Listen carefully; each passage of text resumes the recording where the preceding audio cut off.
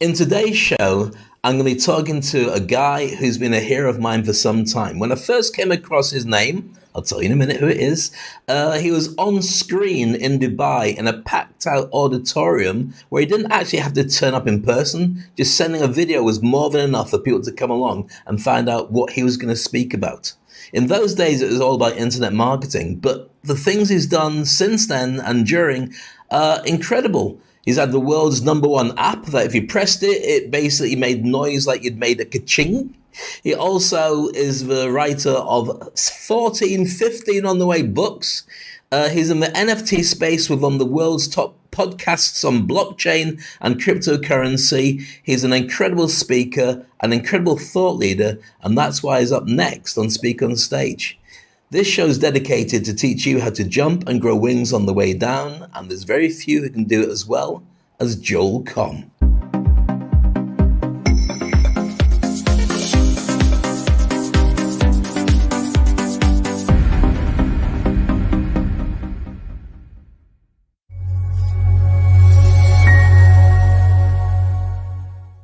Joel, how are you? Hey, Dave, man, it's so good to see you. And I have to make a correction. I did make a ka-ching button app, but that was not the sound app that got to number one in the world. Do you remember Okay. what it was? No, I don't, but you have to tell me. It was a novelty app, and I'll give you hints. It made a bit of a stink. Oh, it was a fart app. Yep, That's the one. I knew it was something like that. I thought I'd go with a ka-ching one because this is going out on LinkedIn. I thought I'd keep it clean. But you're right, the fart app yeah. is much better. That's okay. I mean, there's enough people that found it funny then, and still today. It's been in the App Store in multiple iterations for 15 years now, Wow. and people still buy it every day. I've got to imagine that to date we've served well over 1 billion fart sounds. That's a lot of gas.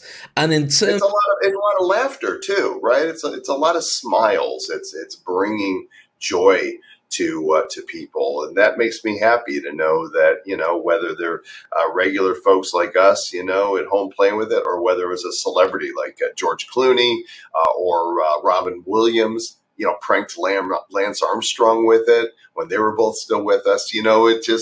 It warms the cockles of my 12-year-old heart. I don't doubt it for a second, but here's the thing, right? When you've got an app that's sold as well as that, and so many people are using it, celebrities, just everybody, and it's still going 12 years later, are you still going to change your bank account?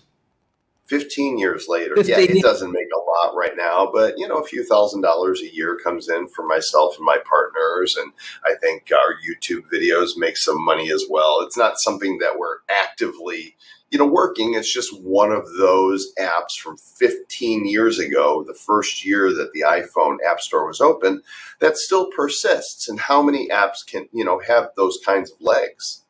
It's very impressive. It's one of those set it and forget it things. I think that the only things that do the same kind of thing is a Christmas number one single, where every year, if it was big enough, you're guaranteed to supply more than your pension just by having those hits coming back again.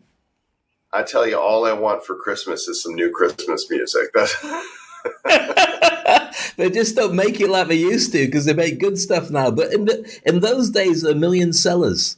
So if you had a Christmas number one, then you could retire on the back of that. Nowadays, the selling of singles, in fact, you don't even sell them like that. You don't make albums the same way. You have a couple of tracks, unless you're Taylor Swift, and you've got to make it money. But I want to tell you, I want to jump into the thought leadership position that you have been a thought leader for such a long time. And I want to decipher what drives you and others to want to position yourself to do things that makes the world different. When you're a thought leader, does it lead back to your childhood? Was it a fact that you wanted to fit in with something, or you didn't feel you fitted in? Or was it the fact you wanted to do your own thing anyway, and that's what drove you to come up with so many different ideas and so many times that you position yourself at the head of a food chain? Yeah, I think it's both and. I didn't, I was a nerd. I still am a nerd. only as a boy, as a teenager, as a nerd, you get bullied, right? And you get ostracized. And so, being a computer geek at 16 years old, I'm not going to prom. I'm not going out with girls. I'm not, playing football. I'm not in the cool kids club. I got my nerdy friends and we do our nerdy things. So that's definitely true. But it also, I think taught me to pursue that which I'm interested in. I've never thought of myself as a thought leader. I've never thought of myself as a guru, a goober maybe, but not a guru. I'm just a guy who likes to play with the toys. Here I am. What have we been talking about? Computer games and VR and AR and technology. I've just always been fascinated by technology, and I like to play with the toys. And so when I see something that's interesting to me, I want to go mess with it and see what I can do with it. Well, when I discovered the internet and that I could put up a website, I didn't go, oh, I can put up a website and we're going to make a lot of money. It's like, no, I'm going to put up a website and I'm going to do this cool thing and we're going to do software reviews for parents. Oh, we can make money doing that? Well, let's see. Oh, I'm going to put games online. Hey, my webmaster says, here's a guy who's got a game site, but nobody's really using it. You should write him. And I write him and we partner up and we launch one of the world's first multiplayer internet online game sites called SpringerSpan.com, which we turned into ClassicGames.com and got acquired by Yahoo back in 1998 and became Yahoo Games. I didn't set out necessarily to do that. I just when I discovered the iPhone and heard that they were opening up the API so that you can make apps, I'm like, we got to make apps. Let's make this fun one that makes farts. And then combine that with marketing, know-how, publicity, and the thing blew up to the top of the charts again and again and again and again. I play with a toy, and I invariably, if I like it, I master it. And once you master something, what do people do? They come to you and they say, how did you do that? When I started making, $1,000 a day in passive income with Google AdSense, how did you do that? Oh, I'll write a book. Now you want me to come speak on it? Now you want a physical book? Oh, look, it's a New York Times bestseller because there's so much interest in it. Same thing with crypto. I discovered crypto and said to my buddy Travis, hey, he said to me, when are we going to start a show? And he was kind of joking. I said, let's do that. That sounds like fun. Well, a combination of our experience as broadcasters and our marketing know-how and the timing in the marketplace, the show just took off. Never could have planned it. But it's always been a result of taking risks, following my own curiosity, and trusting the process, which, interestingly enough, is the topic of my 15th book that came out in 2018 called The Fun Formula. That's the formula, and it's worked for me again and again and again and again. Well, I'm going to show how geeky I am now. I'm going to show you a couple of your books here. There you go. Fascinating. But here's the thing. How many times have you done the thought leadership thing? I know it's not called that. You've created something and it's missed. And does it bother you if it doesn't take off? Well, I think any time you put your heart and soul into something and it doesn't take off, there's some disappointment. But I never let that get me down. I'm always reminded that Thomas Edison found 9,999 ways to not make a light bulb work, right? Before he got to the 10,000th one, ding, and it worked. And so anytime you're going to take risks and put yourselves out there, you're going to fail. That's normal. So I'm accustomed to failure. I've had more failures in my mind than I've had home runs. But, over the sum total of a 28-year career, I've had probably 12 home runs, a few of them grand slams, out of the park. And some baseball metaphors here for our American friends and those other parts of the world. I know they're big on baseball in Mexico and Japan as well. So failure is just a natural part of success. And the key is learning to fail fast. If it's not going to work, then be willing to walk away as quickly as you can and do something else. How many of your inventions, your plans were just too far ahead of their time, and you've seen that since then it's become the norm, but at the time you were pulling your hair out wondering why people didn't buy into it fast enough? Only really one. Because usually when you're playing with technology and you come up with a new way to leverage it to create a product, to sell a product, to engage people, to show people a better way of doing things, once you master it, people want to know how you did it. But back in, I want to say 2007 or 8, I started building a technology that leveraged mobile marketing for SMS. So people would subscribe to listing on a web with email only for your cell phone marketing. And we just couldn't get it off the ground. I'll tell you the real interesting lesson I learned there was after I put a solid 6 figures into this thing, we built the technology, we had all the software in place. We couldn't get it to take off. I tried selling the whole thing as a business. Nobody wanted to buy it. I tried selling the software off on its own. Nobody wanted to buy it. And I hung on to it for months, still paying the monthly maintenance to keep things going with our short code. And one day I finally said, that's it, stop it, end it, pull the plug on it. And I thought, Dave, in that moment that I would be so discouraged because I really thought we were onto something there. And instead of discouragement, the moment I decided to pull the plug, it was like a weight was lifted off my shoulders. And that's when I realized this super important fact. I stopped failing the moment I stopped paying for it.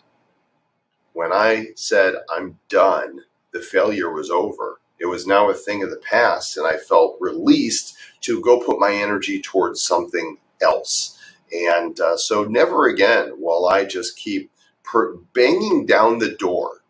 Right? They teach you when you're young that there's no obstacle that can get in your way. And if that door is closed to you, you just keep banging on it. And eventually I realized that's just one door. That is one door. We live in an age where there is more opportunity for anybody to find success than ever before in human history. Ever. Right now, this very moment. Great. More opportunity than ever before. There are doors everywhere.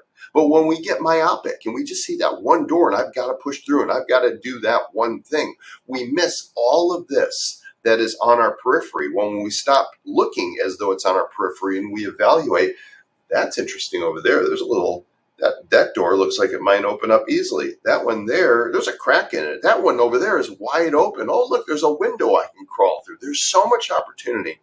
And when we get out of our heads thinking that this is the one thing we have to do, the world of opportunity opens up, which is why I've never had a career.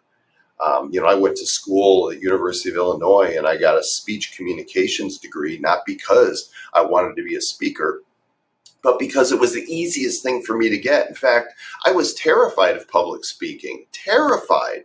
I never wanted to be on stage. When I was in front of the class, I shook with the note cards in my hand. And turns out one of my natural gifts is being on stage and being a speaker. Who knew? Proof that God has just an amazing sense of humor. And so I don't know where I started with that, but hopefully there's something there of value to somebody. It makes a lot of sense. And here's the thing I wanted to move on to that whole conversation about the failures, the things that work and the things that don't work. Right now, I mean, I almost forgot the fact that you were one of the gurus on Google Ads. I mean, back in the day, certainly. I remember getting your book on it and the stuff you're talking about then. But right now, the world is full of people who are startups of apps. Apps. That's the thing that everybody wants to do, and that getting an investor in and then getting people to buy it and buy into it and all the rest of it. You had a number of successful ones long before apps was a term, really, because you were creating the space, the market for people to be able to do things on their computer, on their phone, long before other people will be able to make them at home. What do you see that people are doing wrong? And what would be your advice to somebody who's a startup to be able to be successful and get to the levels that you've got to?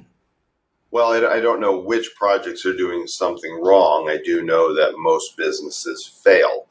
If I was to look at the reason that most businesses fail is a lot of people think that their idea is worth something. Ideas truly are a dime a dozen. Your idea, as amazing as that idea might be, is worthless. What's worthwhile and what's worth value is execution on that idea. You take that idea and you make something happen with it. Now you have something of value.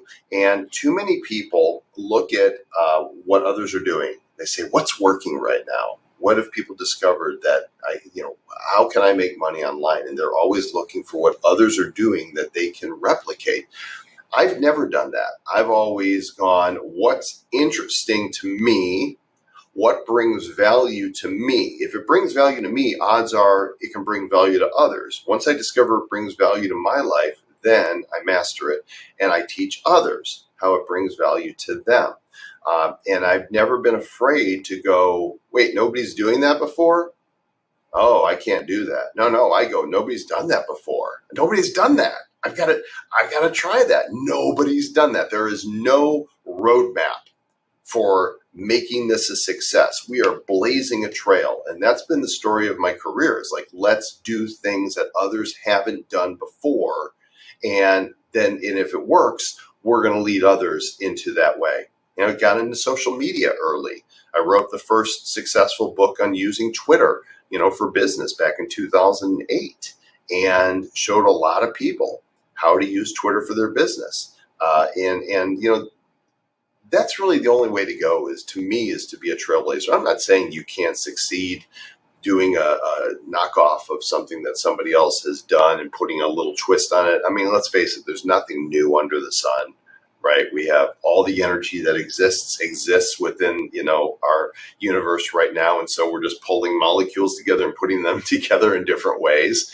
But I would suggest that people take risks and boldly go where no one has gone before.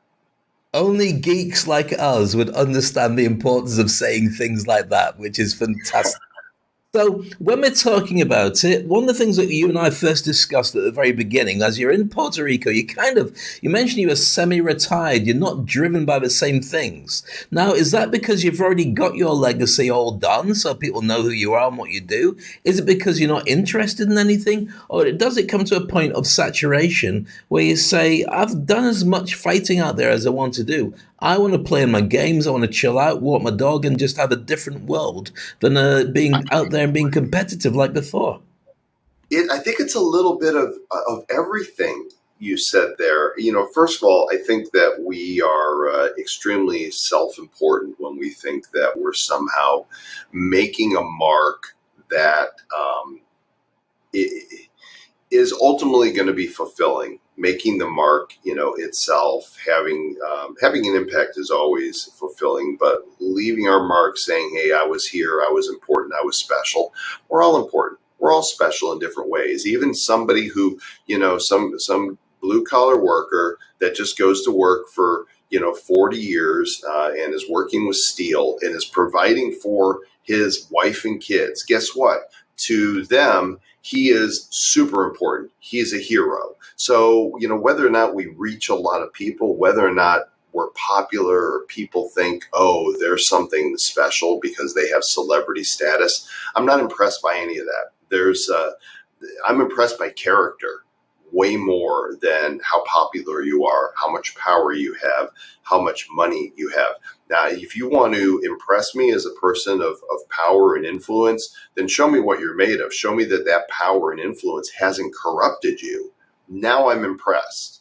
Now I'm going to have a judgment of you that is favorable. But just winning the popularity contest or having more things than others, that to me is not something that in itself is worthy of respect. So whether or not I'm done doing, having my legacy built, my Wikipedia page that has errors in it that I can't, get corrected because the Wikipedia Nazis, in their mom's basement won't let me change anything. It's really irrelevant.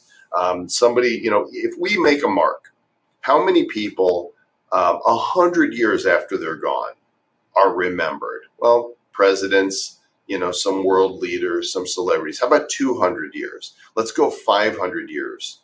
How many people could you name from history 500 years or more? How about 1,000 years? So in the big scheme of things, ultimately, the vast majority of humanity is forgotten.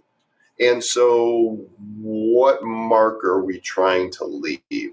Which leads me to part of my philosophy here in Puerto Rico. It's always been do good stuff, right? You may as well do good. God is blessed us with one life, and I think it's important that we be good stewards with that and make a positive dent in the world and the lives of those around us, if for no other reason than good is good. But ultimately, life is a combination of the people that we share our lives with that are important to us and the experiences that we share. And that's, it's definitely not about money. It's definitely not about power. It's definitely not about fame. Amazing. So here in Puerto Rico, I'm living my best life that I am able to at this stage of my life. And does that mean that I'm done producing? No, I don't think so, because especially guys, we're so driven, right? We want to create, especially creative types. And in a lot of times, it's not for the pursuit of money. It's for the sake of creating. I think God has made us creative beings. I mean, He's the most creative being of all. And so we have that light in us to create. And so I'm always thinking, I'm always ideating. I'm working on a couple projects, but I like to, if I'm going to move the needle on something, I want to move it as far as I can with as little effort as possible. That's one of the things I've learned as I got older. The work smart, not hard ethos really is a thing. I hear you, and I think it's amazing to say that. One of the things I discovered during the pandemic was the importance of being able to just turn around and say, well, what really matters? I learned that being content is as important as being happy, because happy has a gauge which says you've got to someday be sad to feel happy. But if you're always able to go to be content, then you don't have to worry about where that takes you next. But one of the things I realized is I spent a large amount of my life trying to be famous because everybody else does, that celebrity status. And then I think that maybe over the last couple of years, looking at how toxic it is for the big celebrities, I think social media has made it worse than anything. I can't imagine being recognized everywhere I go, photos taken, selfies, people asking questions. So all you've got is privacy when you're at home. I think there's a sweet spot. So you're respected as a thought leader.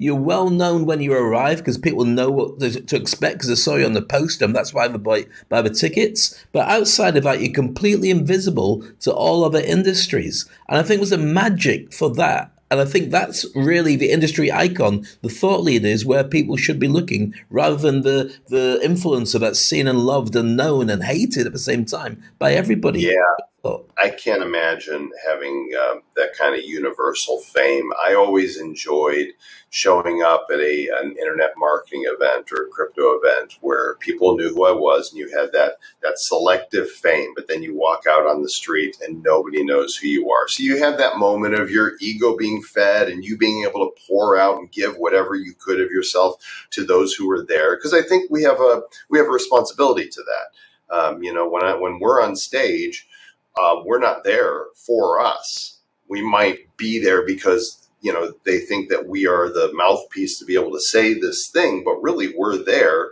to bring value to everybody who's there to listen. And it could be anybody on that stage. The job is to give value to the people who listen. And in fact, as much as I used to be afraid of public speaking, it wasn't until I realized this, that it's not about me, that it's about them, that I had any stage fright that I had went away, because who am I? What am I?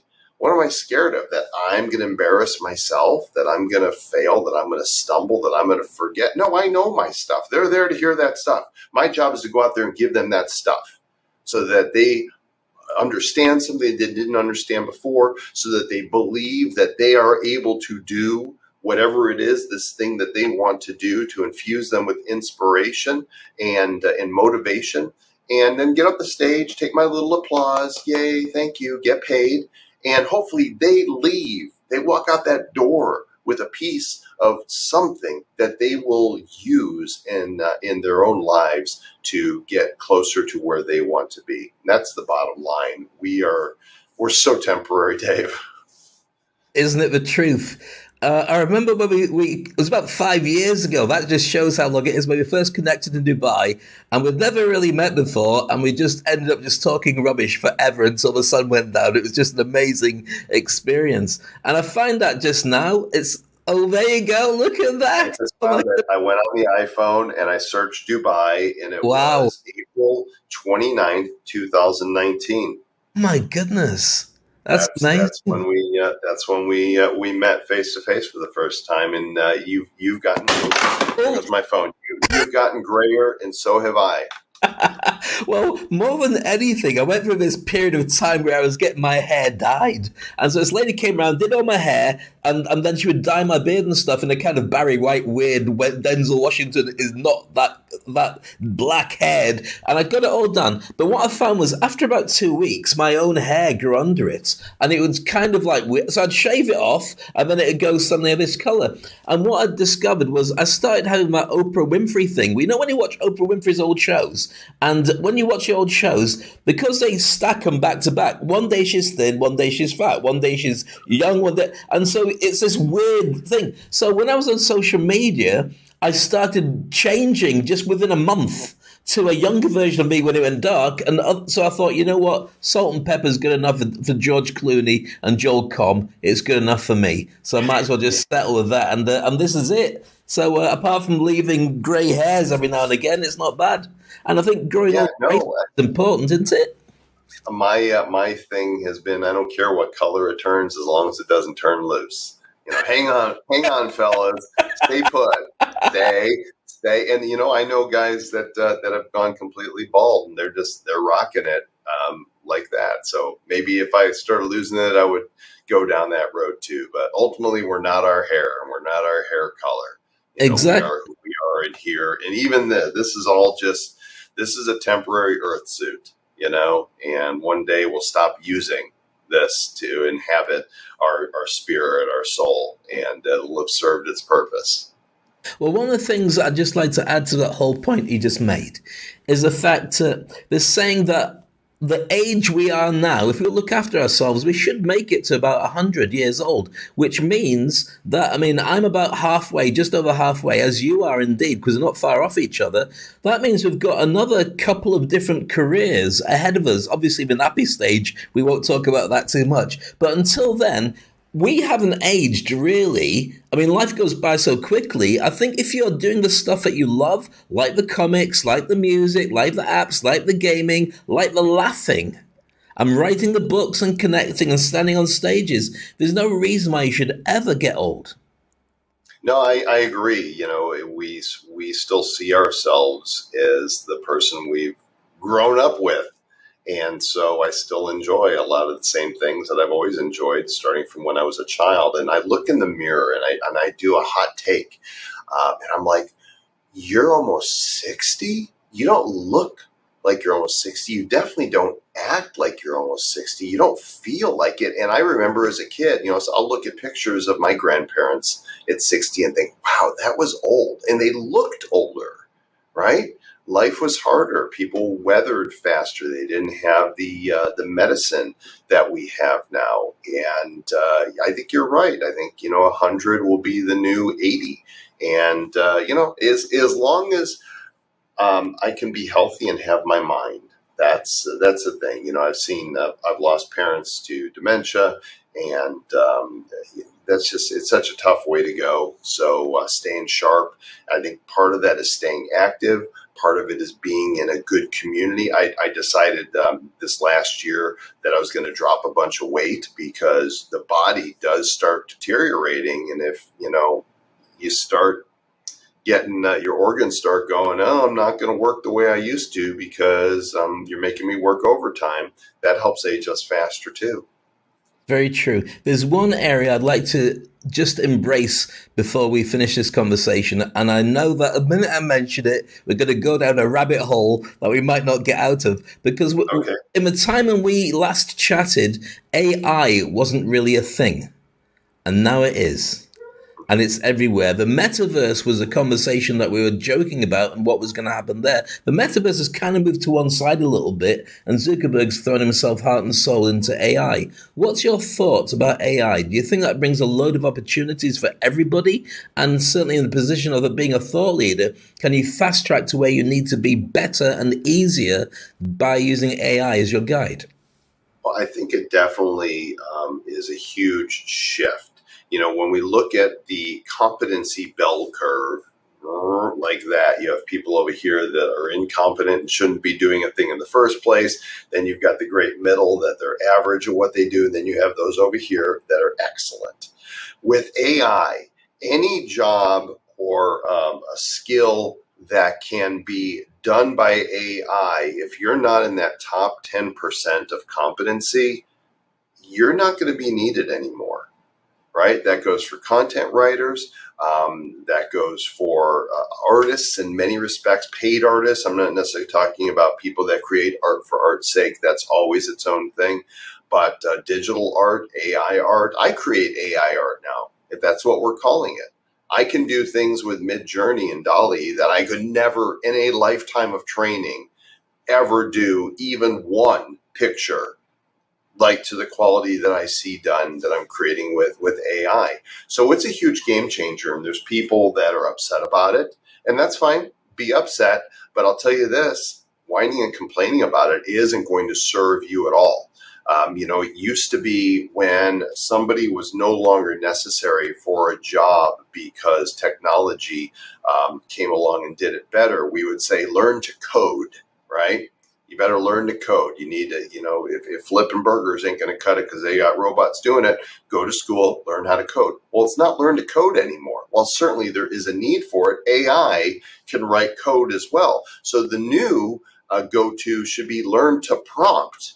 The people who understand how to feed in the direction to AI so that it brings out the best results that people are looking for, that's where the value is. There is less opportunity for certain careers than there is because of AI, but at the same time, because of the potential of AI and what it can do, I think, as I said earlier, there's more opportunity today than ever before because of advances in technology. It's just a matter of framing it in a way that we can see the possibilities. What AI does, Dave, is it challenges people to go, what can I do that somebody's not done before? Well, here's all the things that have ever been done. If we encapsulate them right here in this box. But guess what? The world is massive. And when we try to imagine how much has not been done yet, it will always exceed that which has been done. So people need to expand their horizons and their imagination and to, again, boldly go. I think that on the back of that, we're going to see in the meager 20, 30, 40 years that you and I have left on this planet, I think we'll find that that bell curve will just speed up so much. And we'll end up with Mars and lots of opportunities that were just science fiction before happening in our reality and happening in our real time. But we might be wearing nappies by the time, so we might not want to go. But I do think it's all going to start Yeah. happening in the next couple of years.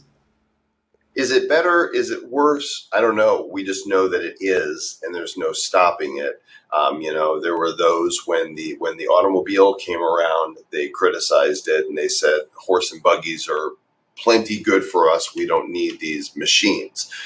There was, once upon a time, we were told that the world would never need more than two computers, right? And so but look what we're able to do now as a result of everybody carrying at least one computer in their pocket, at all times. So from the I'm part of a certain generation. This technology is moving too fast. You kids get off my lawn perspective.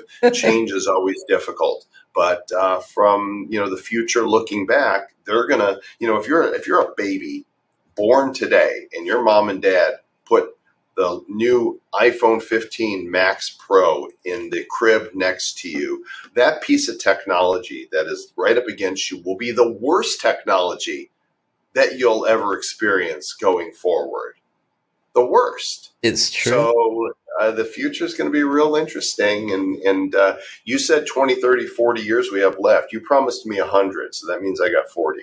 Yeah, and we're going to enjoy it. We'll have many conversations like this on the way. And I remember when I first gave my daughter a magazine to look at, and the first thing she did was try and skim the pictures over because she got bored of the front cover. And that's when I realized the technology had moved so far beyond us. And that's the Yeah. way it is.